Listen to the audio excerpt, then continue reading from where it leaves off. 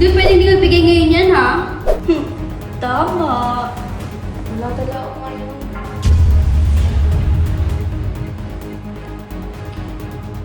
Hi. Pwede makapag-apply ng loan? Makakuha ko rin ba yan ngayon? Ay, next week pa.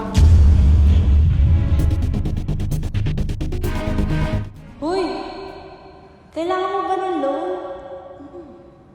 Need mo na now? Magmukha sa quick loan ka na. Dito, pwede ka makaharap up to 25,000 pesos with 0.2% daily interest. At meron pa itong payment cycle na ng 180 days. SEC registered and CIC accredited ka. Saan ka pa?